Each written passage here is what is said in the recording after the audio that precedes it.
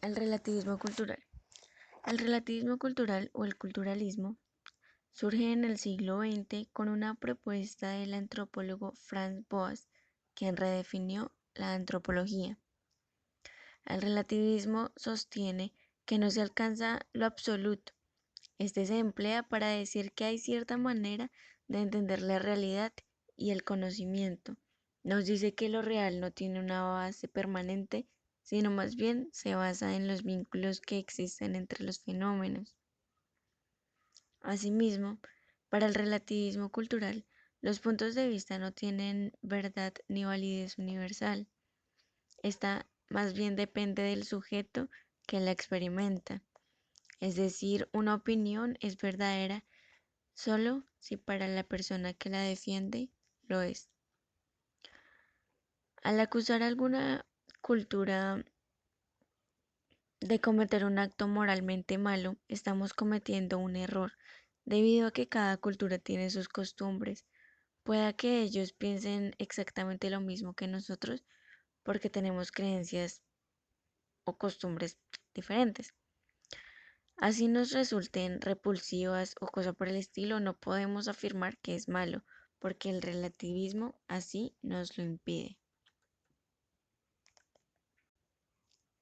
Ya que si lo hiciéramos, se podrían creer que una cultura es más que otra y hacer como en épocas antiguas, imponer sus creencias de cualquier manera.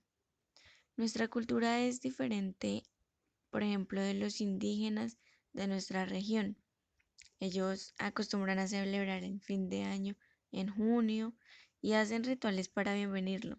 Realizan rituales para la purificación del alma y las malas energías. Hablan distintas lenguas nativas, practican mucho el arte manual, cuidan y respetan la naturaleza, entre otros.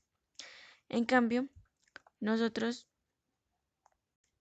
adoptamos las costumbres de nuestros colonizadores, como por ejemplo el lenguaje, y al hacer esto perdemos el nuestro.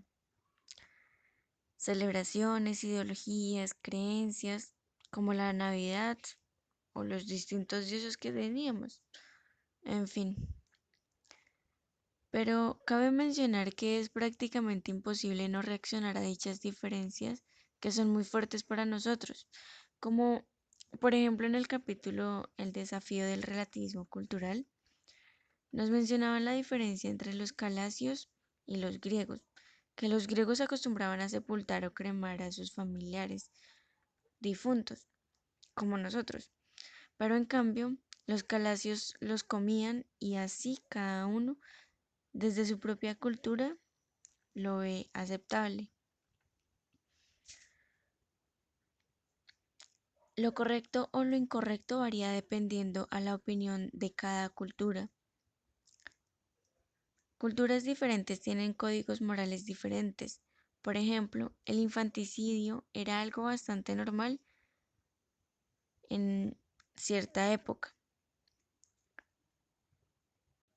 de dichas culturas. Si veían que había muchos niños en la familia, no dudaban en sacrificar al menos la mitad.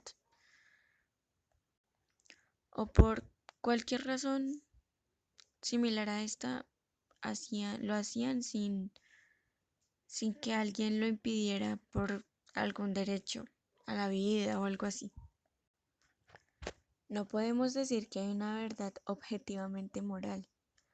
Por lo tanto, esta afirmación se puede decir que no tiene una lógica ya que no tiene consistencia.